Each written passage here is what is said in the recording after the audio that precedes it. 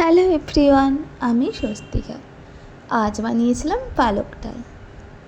জানো তো, এই 3-4 দিন হয়েছে আমার অন্য ওয়ার্ডে শিফট হয়েছে। আমাদের ব্যাচের 5 জনকে অন্য ওয়ার্ডে শিফট করা হয়েছে। আর এই 5 জনের মধ্যে 4 জনই হচ্ছে তোমার ছত্তিশগড়ি, আর আমি একাই হচ্ছে এই ওয়েস্ট বেঙ্গল থেকে। তো সম্ভবত একদিন ডিউটিতে আলোচনা করতে করতে এমনি ওরা নিজেদের মধ্যে কথা বলতে বলতে বলছে যে অনেক দিন না ভাজি খাওয়া হয়নি। তো আমি বলছি কি ভাজি রে? বলছে ওই ডাল দিয়ে ভাজি বানানো হয়। আমার তখন হঠাৎ করে মনে হলো ওরা তো সেই ফ্রাইকে অনেক সময় ভাজি বলে। আমি বললাম হয়তো সেই মুসুর ডাল যে হয়, যেটা আমরা অনেকক্ষণ ভিজিয়ে রেখে যেটা বানাই ডালের বড়া, আমি শুধু সেটার কথা বলছি, বুঝলে। দিয়ে তারপরে ওদের আলোচনার মধ্যে বুঝতে পারলাম বা ওদেরকে জিজ্ঞাসা করে জানতে পারলাম, ভাজি বলতে ওরা বোঝায় যে শাক সবজি হয় না, মানে শাক হয়, সবজি না, সেগুলো ডাল দিয়ে যেটা বানানো হয় সেটাকে ওরা ভাজি বলে। ওরা মেনলি অড়হর ডাল দিয়েই বানায়। তো আমার কাছে তো অড়হর ডাল ছিল না। আমরা ডাল বলতে আমি তো মুগ আর মুসুর খেয়েই বলতে পারো ছোটো থেকে বড় হয়ে গেছি। তো হয়েছে কি, আমার কাছে তো অড়হর ডাল নেই।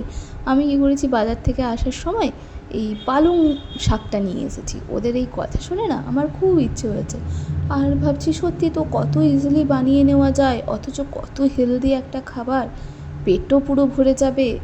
আসলে আমরা যারা অ্যাকচুয়ালি বাইরে থাকি, আমরা এই কত ইজিলি বানানো যায় এবং মানে কতটা ইজিলি, কতটা টেস্টি এবং কতটা টাইমে মোটামুটি হয়ে যাবে, মানে এইটা ক্যালকুলেট করেই মেনলি আমি তো তাই হিসেবেই খাবার বানাই। তো বাড়িতে এসে সেই জন্য আমি ট্রাই করেছিলাম, বুঝলে। তো খেয়ে দেখলাম ভীষণ ভালো হয়েছে। তারপর দিন তাদের জন্য নিয়েও গিয়েছিলাম।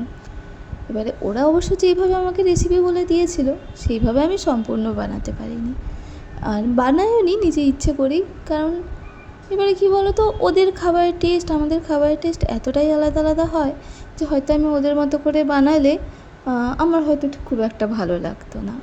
তাই আমি মানে ওদের কাছ থেকে শুনে, মানে কনসেপ্টটা ওদের কাছ থেকে নিয়ে নিজের মতো করেই বানিয়েছি, খুব সিম্পলভাবে, খুব তাড়াতাড়িভাবে। মানে এরকম কিছু রেসিপি আমি জানতে চাই বা মানে শিখতে চাই যেগুলো মানে খুব টাইম সাপেক্ষ, মানে আর খুব মানে একদম কষ্ট হবে না। আমি জাস্ট একটু করে নিয়ে স্নান করে নিতে পারবো, মানে রান্না করতে করতে আমার আলাদার কাজও হয়ে যাবে। অ্যাকচুয়ালি কী বলতো, এই বাইরে থাকতে থাকতে অফিস ঘর সব কিছু সামলে উঠতে না মানে টাইমের খুব অভাব হয়ে যায়, বুঝেছো। তো আমার তো ঘরে এখানে বলতে পারো সেই চাকর বাকরও কিছু নেই, নিজেকেই সব কিছু করতে হয়। অবশ্য আমি নিজে করতে পছন্দও করি, কেউ করে দিলে আমার অতটা মনোপুতও হয় না, বুঝলে। তাই টাইম সাপেক্ষ হিসেবে যে রান্নাটা হয় আমার সেটা করতেই খুব ভালো লাগে। দেখো, তোমাদের সাথে কথা বলতে বলতে প্রায় আমার অর্ধেকটা রান্না হয়েও এসেছে। এই যে এটা দেখছো, এটা বসিয়ে দিয়ে আমি অবশ্য মানে এটাও করে নেবো, ঘরটাও একটু ঠিকঠাক করে গুছিয়ে নেবো। জানো, তারপর দিন আমি না তাদের জন্য নিয়ে গিয়েছিলাম। তো আমি আমার মতো করে বেঙ্গলি স্টাইলে বানিয়েছি। এবারে তারা খেয়ে কিন্তু খুব প্রশংসা করেছে, বলছে এই তো আমরা যেরকম বলেছিলাম পুরো সেরকমই ভাজি খেতে হয়েছে।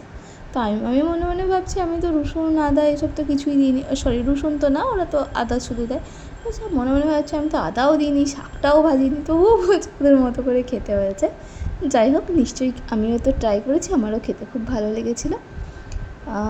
চলো আজ এই পর্যন্তই। তোমরাও যদি পারো ঘরে কোনো দিনও ট্রাই করো। তো থ্যাংক ইউ সবাইকে।